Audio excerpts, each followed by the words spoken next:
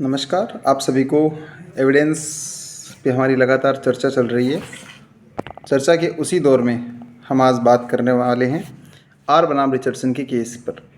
Basically are बनाम Richardson का case क्यों महत्वपूर्ण हो जाता है? इसलिए महत्वपूर्ण हो जाता है क्योंकि सरकमस्टेंशियल एविडेंस के आधार पर कन्विक्शन का ये बहुत बढ़िया एग्जाम्पल था हमारे आज़ादी से पहले के एविडेंस एक्ट में। इस केस के फैक्ट्स कुछ इस तरीके से थे। एक बार एक लड़की होती है, उसके मदर फादर खेत में चले जाते हैं, पीछे से उस लड़की की मर्डर हो जाता है। पुलिस इन्वेस्टिगेशन करने आती है, आसपास पूछताछ करती है, किसी ने मर्डर को वहाँ नहीं देखा, किसी ने मर्डर होते नहीं देखा। पुलिस ने बॉडी को पोस्टमार्टम करवाया। पोस्टमार्टम में दो चीज़ें निकल के आई पुलिस के सामने। एक तो लड़की जो है वो प्रेग्नेंट थी और वो अनमेरिड होने के बावजूद प्रेग्नेंट थी। इसका मतलब पुलिस को मोटिव मिल चुका था कि उसका प्रेग्नेंट होना उसके मर्डर का मोटिव बना। जो हत्यारा था वो उससे अपना पीछा छुड़ाने का इंटेंशन रखता था। आसपास इन्वेस्टिगेट किया तो पता चला कि वहाँ पर फुटमार्क्स बने हुए, कीचड़ था, बारिश हुई थी, दलदल में पैर अंदर तक धंसा हुआ है। जो जूता मर्डर पहना हुआ था उसके कुछ स्पेसिफिक कीलें लगी हुई थी, मार्क्स बने हुए थे, 9 नंबर का वो जूता पहनता था।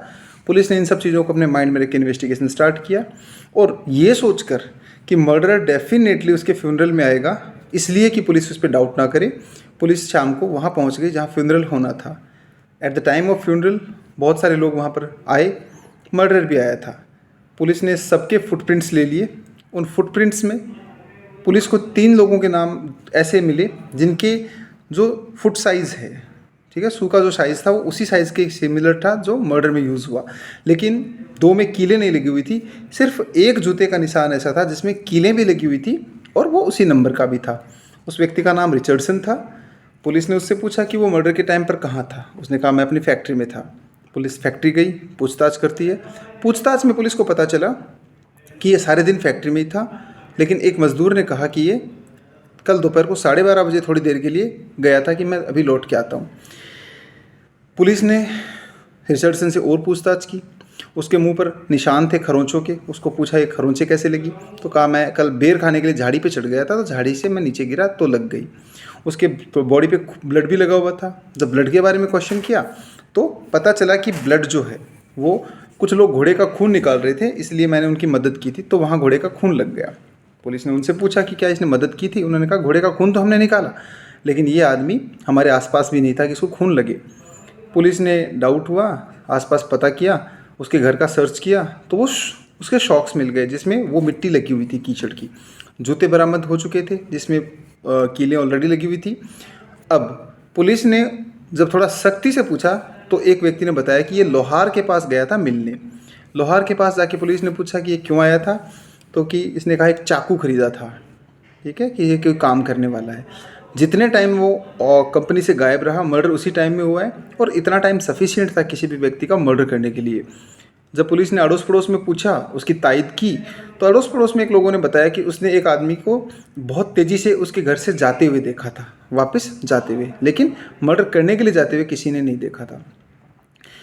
कुछ लोगों ने यह भी कहा कि वो जो लड़की है वो थोड़ी मानसिक रूप से विक्षिप्त थी और बहुत बार रिचर्डसन को उसके साथ देखा भी गया था। तो पुलिस ने इन सारी कड़ियों को जोड़ा। जोड़ने के बाद जो सरकमस्टेंशियल एविडेंस के आधार पर रिचर्डसन को पेश किया कोर्ट में और कोर्ट ने उसको कन्विक्ट किया। इस सारी कड़ी में आपके लिए जो महत्वपूर्ण बातें वो क्या हैं, ये कहानी सुनाने का मेरा ऑब्जेक्ट क्या है, वो ये है कि ये इसमें एक भी आई विटनेस नहीं है, डायरेक्ट एविडेंस कहीं नहीं है, फिर भी कन्विक्शन इसमें किया जाएगा। किस आधार पर? सबसे पहले इसमें आप रेस जेस्टे देखेंगे। रेस जेस्टे हमें नज़र आता है, घटना के पूर्व या पश्चात कही गई की गई कोई बात हमें नज़र नहीं आ रही, लेकिन सेक्शन 7 जो हम पढ़ेंगे अगले लेक्चर में, उसके सारे फैक्ट्स, प्रसंग हेतु परिणाम, वस्तु स्थिति, ठीक है, और अपॉर्चुनिटी, ये सारे इसमें आ गए हैं। कंडक्ट धारा 8 में आचरण, प्रिपरेशन, तैयारी और मोटिव, ये इसमें सारे आ रहे हैं। धारा 9 में 500 एलिमेंट इसमें कवर हो रहे हैं। तो परिस्थितिजन्य साक्ष्य का इससे बढ़िया एग्जाम्पल नहीं हो सकता था।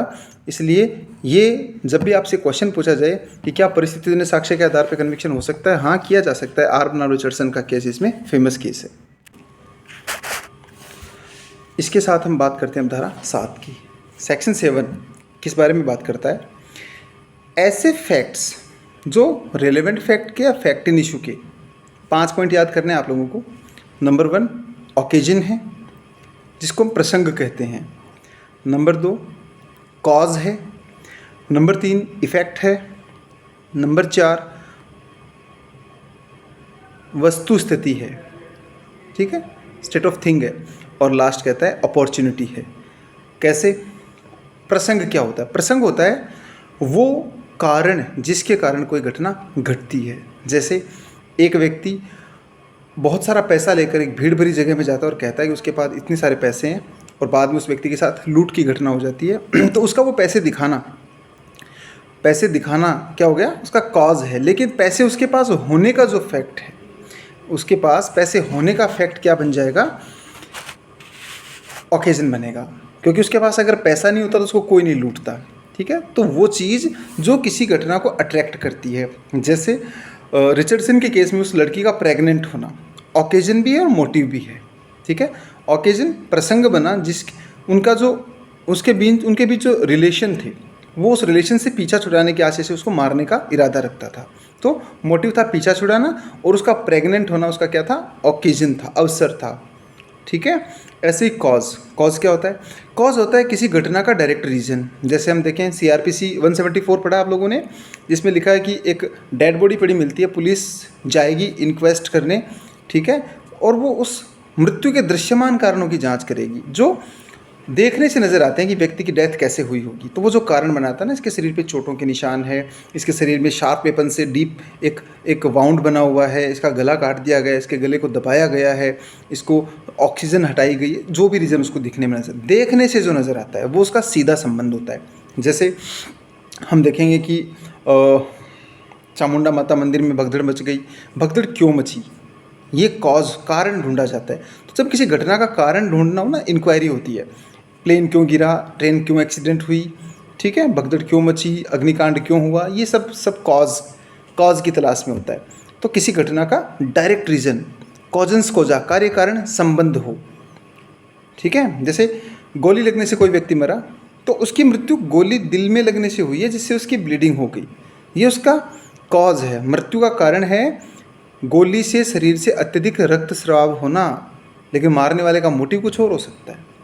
ऐसे ही जो तीसरा रीज़न है इफ़ेक्ट, ये होता है घटना के बाद जो प्रभाव छूट जाते हैं, जो सबूत छूट जाते हैं, उनके लिए होता है। जैसे लड़ाई के बाद गुत्थम गुत्था के निशान रह जाते हैं, है ना, कहीं बुलेट पड़ी रह जाती है, कहीं ब्लड पड़ा रह जाता है, कहीं हेयर सैंपल गिर जाते हैं, कहीं कपड़े का सैंपल गिर जाता है, कहीं नाखून गिरा हुआ मिला। ये सब क्या है? इफ़ेक्ट होते हैं, घटना के प्रभाव होते हैं। वस्तु स्थिति होती है वो सारे की सारा का सारा चैनल। वस्तुओं की स्थिति स्टेट ऑफ थिंग को कहते हैं। जैसे पार्टीज़ के बीच रिलेशन किस टाइप के थे, वो भी घटना की वजह होता है।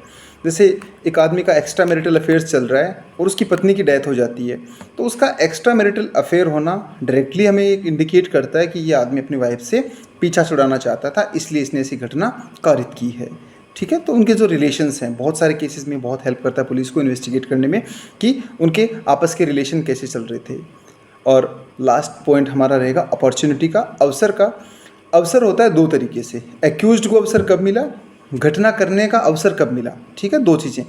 रिचर्डसन के केस में लड़की का अकेले होना, उस लड़की के मर्डर के लिए पर्याप्त अवसर था, और रिचर्डसन ने उसको मर्डर किया, उसका फैक्ट्री से गायब होना उसके लिए अवसर था कि वो उसको मार सकता था। अपॉर्चुनिटी, मौका किसके पास है?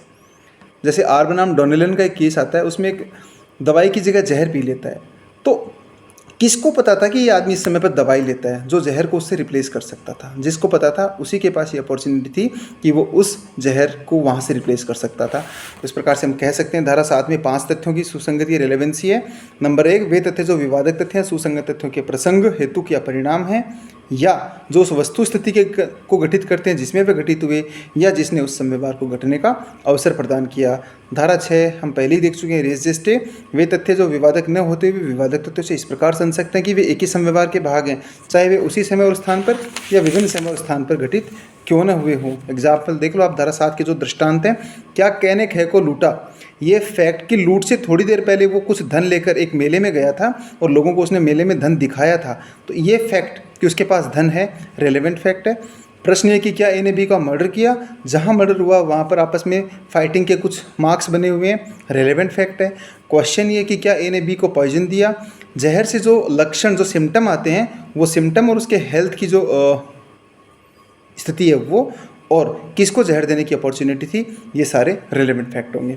Thank you very much for this session. अगले सेशन में धारा 8 और 9 पे चर्चा करेंगे।